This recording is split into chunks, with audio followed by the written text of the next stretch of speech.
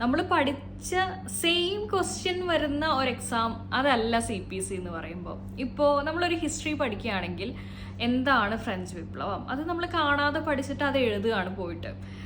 പക്ഷേ നേരെ തിരിച്ച് നമ്മൾ മാത്തമാറ്റിക്സിലേക്ക് വരുന്ന സമയത്ത് മാത്സിൽ നമുക്ക് ടീച്ചർ ഒരു പ്രോബ്ലം ബോർഡിൽ എഴുതി തരും, അത് കഴിഞ്ഞിട്ട് നമുക്ക് വേറൊരു പ്രോബ്ലം ഹോംവർക്കായിട്ട് തരും, അത് കഴിഞ്ഞിട്ട് വേറൊരു പ്രോബ്ലം എക്സാമിന് വരും അല്ലേ.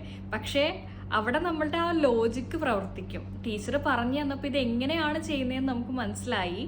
അതിനുശേഷം നമ്മൾ ബുക്കിൽ ചെയ്തപ്പോൾ അത് പ്രാക്ടീസായി. അപ്പോൾ നമ്മൾ ഓൾറെഡി പഠിച്ചു കഴിഞ്ഞു. ഇനി ആ ഒരു പാറ്റേണിലുള്ള ഏതൊരു ക്വസ്റ്റ്യൻ വന്നാലും നമുക്ക് എക്സാമിൽ വന്നാൽ അത് എഴുതാൻ പറ്റും. അതേ ഒരു പാറ്റേൺ ആണ് നമ്മുടെ CPC എക്സാമിലും വരുന്നത്. നമ്മൾക്ക് ആദ്യം ടീച്ചർ ഇങ്ങനെയാണ് ഒരു ക്വസ്റ്റ്യൻ ചെയ്യേണ്ടത്, ഇന്ന കാര്യങ്ങൾ അവിടെ ശ്രദ്ധിക്കണം എന്ന് പറഞ്ഞു തരും. പിന്നെ മോക്കിൽ ഡിഫറെൻ്റ് ആയിട്ടുള്ള വേറെ ക്വസ്റ്റ്യൻസ് നമുക്ക് തരും.